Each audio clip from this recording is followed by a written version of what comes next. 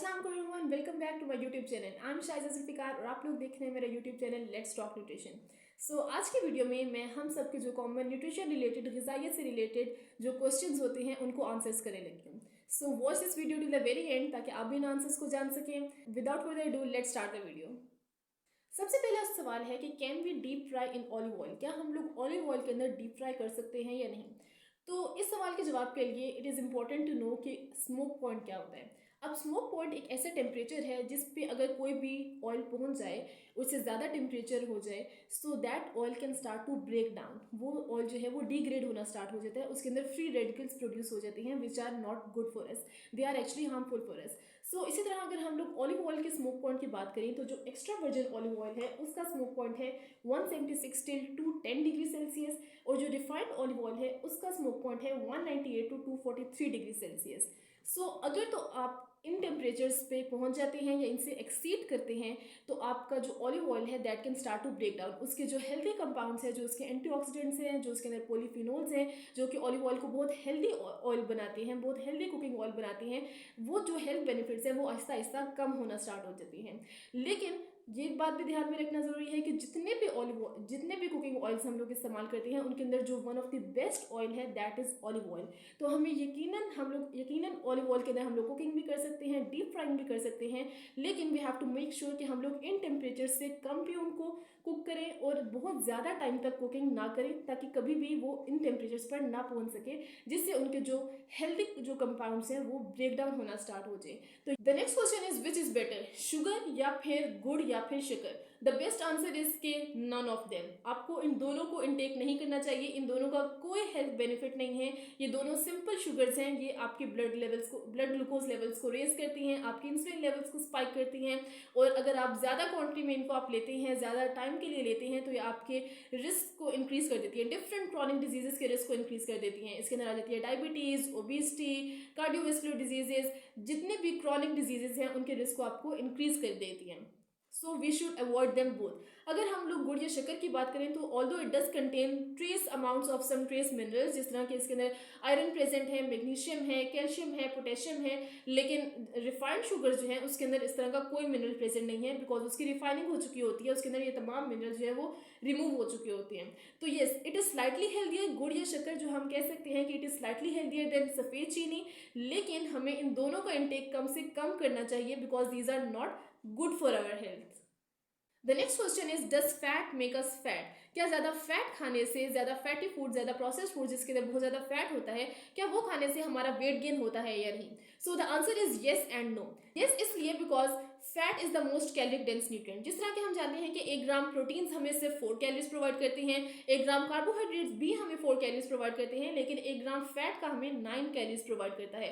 So fat is the most calorie dense nutrient. तो अगर आप ज्यादा फैटी फूड्स खाते हैं, ज्यादा फैट का इंटेक करते हैं, तो यस आपका रिस्क बढ़ जाएगा कि आप ज्यादा कैलोरीज भी लेंगे, और अगर आप ज्यादा कैलोरीज लेंगे तो yes they will lead you to gain wait.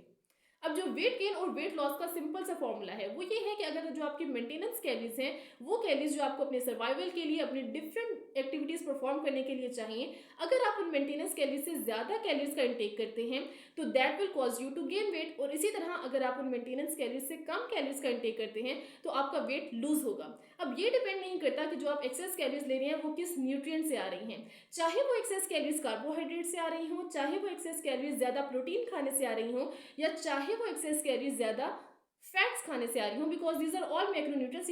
ये तमाम न्यूट्रिएंट्स हमें एनर्जी या फिर कैलोरीज प्रोवाइड करते हैं। तो ये मैटर नहीं करता कि वो जो एक्सेस कैलोरीज है वो किस न्यूट्रिएंट से आ रही हैं।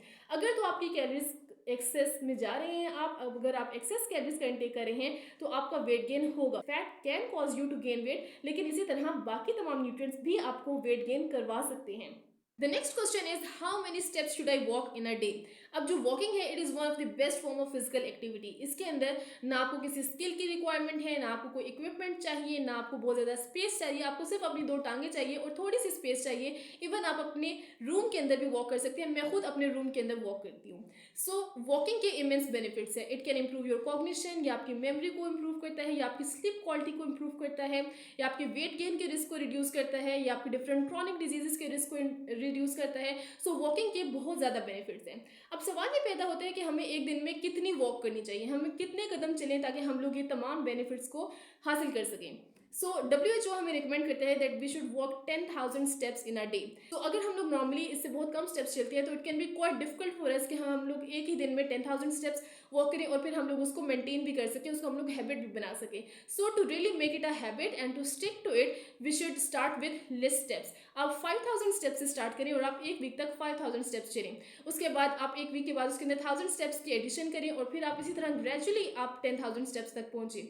इस तरह you will be more likely कि आप कोई एक वॉकिंग की आप हैबिट डेवलप कर लेंगे and then you will be able to get all those benefits related to walking. अब सवाल ये पैदा होता है कि हमें किस तरह पता चलेगा कि हम लोग एक दिन में कितने कदम चल रहे हैं। तो उसके काफ़ी सारे तरीके हैं। सबसे पहला तरीका तो यह है कि आप एक स्मार्ट वॉच ले सकते हैं। स्मार्ट वॉच के अंदर पीडोमीटर्स होते हैं जो कि आपके पूरे दिन के जो स्टेप्स काउंट है उसको आपको कैलकुलेट करते हैं।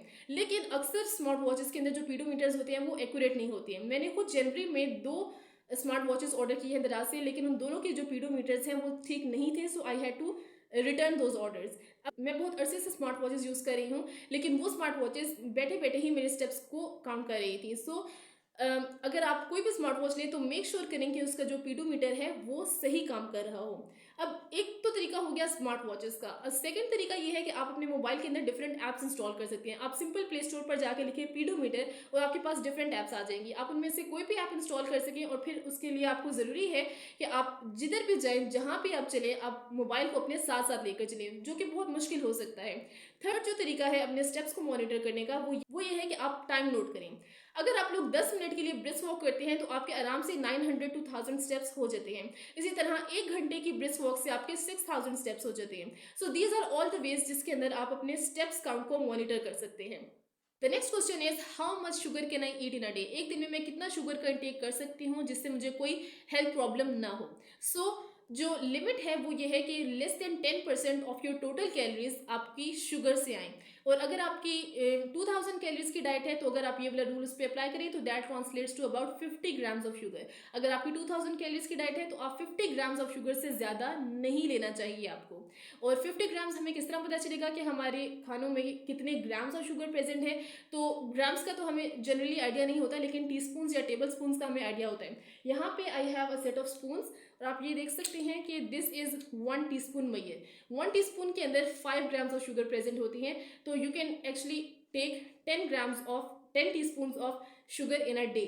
लेकिन यहाँ पे ये बात ध्यान में रखने की ज़रूरत है कि सिर्फ शुगर वहाँ से आपकी डाइट में नहीं आती जो आप लोग ऐड कर रहे होते हैं, या अपनी चाय में या अपनी कॉफ़ी में या कोई भी आप मीठा बना रहे हैं तो वहाँ पे आप शुगर ऐड करिए। शुगर आपकी डिफरेंट बाहर के खानों से भी आती है।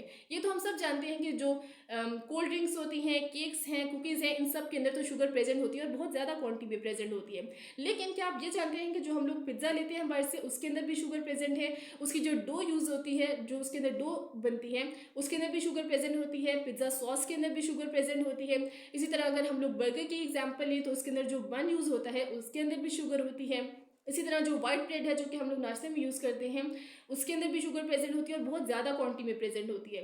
इसी तरह जो पैकेज्ड दूध होते हैं, यहाँ पे मैं ऑल पर्पस मिल्क का न्यूट्रिशन लेबल अटैच कर दूंगी। वहाँ पे आप देख सकते हैं कि इवन 100 ml ऑफ मिल्क में, जो कि हाफ कप से भी कम बनता है दूध का, उसके अंदर भी 5.4 grams of added sugars are present.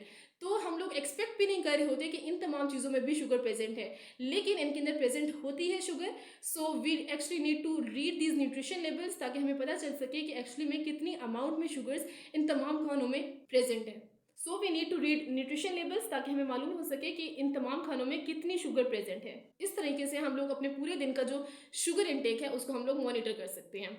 So if you want to get better at reading nutrition labels तो यहाँ पे मैं अपनी पिछली वीडियो का लिंक अटैच कर दूंगी। You can watch that video as well. और आज का लास्ट सवाल वो ये है कि is there any miracle ingredient for weight loss. कोई ऐसा जादुई नुस्खा, कोई ऐसा जादुई इंग्रेडिएंट जिससे हमारा रातों रात वेट लॉस हो जाए। So I am very sad to report you all कि इस तरह का कोई इंग्रेडिएंट एग्जिस्ट नहीं करता। जितने भी आपको मार्केट में डिटॉक्सेस मिलते हैं, मिंट वाटर है, ग्रीन टी है, इनके अदर फायदे तो हो सकते हैं आपकी हेल्थ के लिए, लेकिन इनका वेट लॉस में कोई फायदा नहीं है। और वाकई में अगर आप हेल्थी तरीके से वेट लूज करना चाहते हैं तो उसके सिंपली 2 तरीके हैं। एक तो है आपका डाइट और दूसरी है लाइफस्टाइल मॉडिफिकेशन। डाइट में सबसे पहले ये है कि आप हेल्दी डाइट लें, और सेकंड चीज़ ये है कि आप कैलोरी डेफिसिट में जाएं। कैलोरी डेफिसिट, जिस तरह के हम लोगों ने पहले भी जिक्र किया, कैलोरी डेफिसिट का सिंपली ये मतलब है कि जितनी आपकी मेंटेनेंस कैलोरीज है आप उससे कम अमाउंट ऑफ कैलोरीज लें। जब आप कम अमाउंट ऑफ कैलोरीज लेंगे तो आप एक कैलोरी डेफिसिट क्रिएट कर देंगे, जिससे आपका वेट लॉस होगा। और सेकंड चीज़ आ जाती है लाइफस्टाइल मॉडिफिकेशंस। लाइफस्टाइल मॉडिफिकेशंस में आगे से तीन मेन चीज़ें हैं। सबसे पहले है फिजिकल एक्टिविटी और एक्सरसाइज। फिजिकल एक्टिविटी और एक्सरसाइज के और भी बहुत सारे बेनिफिट्स हैं, लेकिन उसका एक बेनिफिट ये भी है कि it also burn some calories, तो इस तरीके से वो वेट लॉस में मददगार साबित होता है। सेकेंड चीज इज स्ट्रेस मैनेजमेंट। अगर हम लोग स्ट्रेस्ड होते हैं तो हमारी बॉडी के अंदर कोर्टिसोल हार्मोन की प्रोडक्शन ज़्यादा होती है, और कोर्टिसोल हार्मोन्स के अगर ज़्यादा लेवल हो तो that is associated with increase risk of belly fat. So we need to get better at stress management. Third जो चीज़ है वो है हमारी स्लीप की quality. Now it is very surprising, लेकिन येस, स्लीप का भी आपकी ओवरऑल हेल्थ पे और वेट लॉस के ऊपर इफेक्ट होता है। So we need to get better at lifestyle modification and diet. Although ये जो तरीका है वेट लॉस का, it does take more time, लेकिन it is the most right, most authentic and most healthy way to lose weight. So ये थी मेरी आज की वीडियो। उम्मीद करती हूँ आपको मेरी आज की वीडियो अच्छी लगी होगी। इसी तरह न्यूट्रिशन से रिलेटेड आपके और कोई भी सवाल हैं तो आप यहाँ पे कमेंट्स में उनको मेंशन कर सकते हैं, और मैं आने वाली किसी भी वीडियो में उनको ज़रूर आंसर करूँगी। अगर आपको मेरी आज की वीडियो अच्छी लगी तो make sure to like this video, subscribe to my channel, और मिलते हैं अगली वीडियो में। तब तक के लिए अल्लाह हाफिज़।